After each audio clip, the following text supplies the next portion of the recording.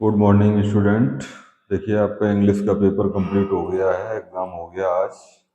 अब आपको साइंस के पेपर की तैयारी करनी है। तो आज हम आपको एक टॉपिक एक्सप्लेन कर रहे हैं। चैप्टर का नाम है हमारा the human I and colourful world. इसमें पहला टॉपिक आपका है द ह्यूमन आई। ह्यूमन आई क्या है? देखिए, जो इंस्ट्रूमेंट लाइट के रिफ्लेक्शन या रिफ्रैक्शन पर वर्क करते हैं उन्हें हम ऑप्टिकल इंस्ट्रूमेंट्स कहते हैं। क्या बोलते हैं उन्हें? Optical instruments.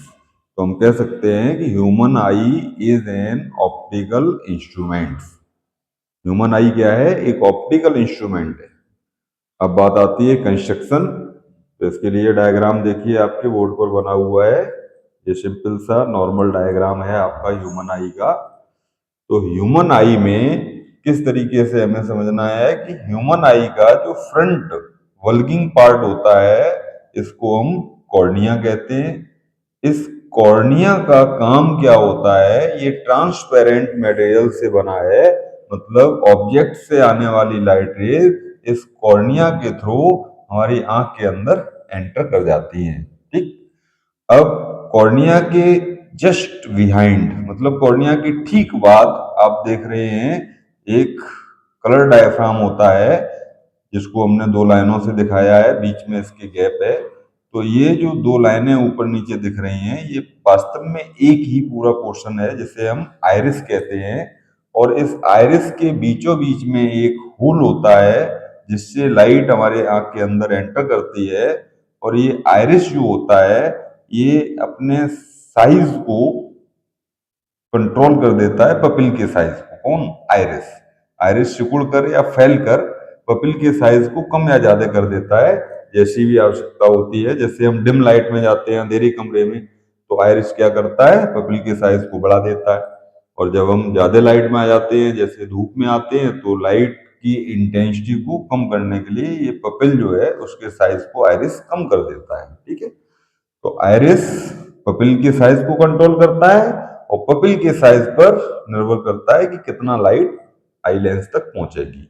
देखिए, आइरिस के जस्ट बाद हमारा एक कॉन्वेक्स नेचर का लेंस होता है जिसे हम आई लेंस कहते हैं। और ये lens transparent jelly type material से बना होता है जो कि एक प्रोटीन से बना होता है। तो ये फ्लेक्सिबल होता है। और ये आई लेंस जो है वो सिलरी मसल्स द्वारा एक निश्चित पोजीशन में होल्ड करके रखा जाता है। ठीक है। तो सिलरी मसल्स से जुड़ा होता है आई लेंस।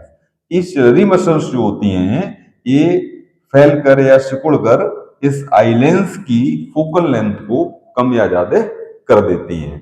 जब हमारा लेंस मोटा होता है, सिलरी मसल्स जो होती हैं रिलैक्स में होती हैं, उस समय इसकी फोकल लेंथ कम होती है। और जब ये सिलरी मसल्स जो होती हैं वो स्ट्रेच होती हैं तो आई लेंस वो थिन कर देती हैं, पतला कर देती हैं, जिससे हमारे आई लेंस की फोकल लेंथ ज्यादा हो जाती है। तो ये आई लेंस है। इसके बाद आप देख रहे हैं कि ह्यूमन आई जो है वो लगभग एक स्फेरिकल शेप में बना हुआ है। इसका जो डायमीटर होता है वो 2 से 3 सेंटीमीटर का होता है, साइज हमारे ह्यूमन आई का। चेहरे के अंदर ये धसा रहता है, केवल हमें कॉर्निया फ्रंट पार्ट ही दिखाई देता है इसका, बाकी सब कुछ चेहरे के अंदर होता है। तो ये साइज है ह्यूमन आई का स्पेरिकल लगभग। इसके बिल्कुल लास्ट में जो एक स्क्रीन टाइप का होता है जिसको हम रेटिना कहते हैं, इसी पर ऑब्जेक्ट की इमेज बनती है आई लेंस के द्वारा। तो इमेज कहाँ बनती है? रेटिना पर। रेटिना से ही ऑप्टिक नर्व जो होती हैं, ब्लाइंड स्पॉट एक जगह होती है। ब्लाइंड स्पॉट वो पॉइंट है जहां ऑप्टिक नर्व ह्यूमन आई से निकलती हैं और कहाँ जाती हैं? ब्रेन के लिए। ठीक है। तो ब्लाइंड स्पॉट से ऑप्टिक नर्व जो होती हैं वो ब्रेन तक जाती है। अब रेटिना और आई लेंस इन दोनों के बीच में जो ये खाली स्थान होता है इसमें एक्चुअल में एक लिक्विड भरा रहता है जिसका नाम होता है विट्रस ह्यूमर। ये केवल आई वाल को सपोर्ट देने के लिए है, मतलब एक तरीके से आंख को मजबूती देने के लिए आई लेंस और रेटिना के बीच में भरा रहता है, विट्रस ह्यूमर। इसी तरीके से कॉर्निया और आइरिस दोनों के बीच में एक लिक्विड भरा रहता है जिसे हम कहते हैं एक्वस ह्यूमर। ये एक शॉर्ट आपका डायग्राम एक्सप्लेनेशन है। अब बात ये आती है कि इस ह्यूमन आई में जो भी पार्ट्स हमें दिख रहे हैं, इनका स्पेशली क्या वर्क होता है, किस पार्ट का, वो क्वेश्चन के रूप में कभी कभी पूछ लिया जाता है। जैसे इमेज कहाँ बनती है, ठीक है, आई लेंस किस नेचर का होता है, पपिल का क्या कार्य है, ठीक, सिलरी मसल्स का क्या फंक्शन है। ये इस तरीके से जो क्वेश्चन पूछे जाते हैं उनका आंसर आप इस तरीके से देंगे। पपिल के साइज को कंट्रोल करता है आइरिस। आइरिस फैलकर या सिकुड़कर पपिल की साइज को कम या ज्यादा कर देता है, और पपिल का साइज कंट्रोल करता है जो लाइट आंख के अंदर एंटर करती है उसके अमाउंट को। Light entering in the human I control वही पपिल, ठीक। आई लेंस रिफ्रैक्शन के द्वारा ऑब्जेक्ट की इमेज बनाता है रेटिना पर, और सिलरी मसल्स अपने एक्शन के द्वारा आई लेंस के फोकल लेंथ को कम या ज्यादा करती है, ठीक है। अब देखिए कॉन्वेक्स लेंस है आई लेंस, तो इसके द्वारा जो इमेज बनती है रेटिना पर वो रियल एंड इन्वर्टेड इमेज होती है। रियल एंड इन्वर्टेड इमेज जो रेटिना पर बनती है, तो जैसे ही रेटिना पर लाइट इंसिडेंस होती है, इस पर जो लाइट सेंसिटिव सेल्स होते हैं, रॉड शेप्ड और कॉन शेप्ड दो तरीके के, वो सेल्स एक्टिवेट हो जाते हैं और इलेक्ट्रिक सिग्नल जनरेट करते हैं।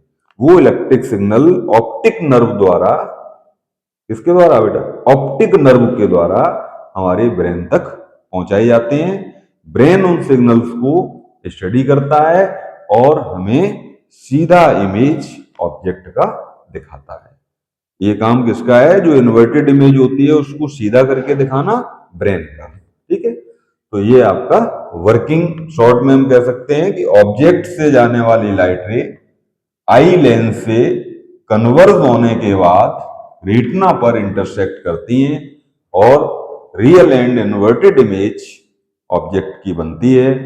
ये इमेज जब रेटिना पर बनती है तो light sensitive sales electric signal generate करते हैं, वो सिग्नल ऑप्टिक नर्व द्वारा ब्रेन तक ले जाए जाते हैं और ब्रेन उनको स्टडी करके इंटरप्रिएट करके हमको सेंसेशन ऑफ विजन प्रदान करता है, ठीक है। तो ये ह्यूमन आई का कंस्ट्रक्शन और वर्किंग, इससे एक या दो क्वेश्चन आपका 100% एग्जाम में पूछा जाएगा, ठीक। ओके।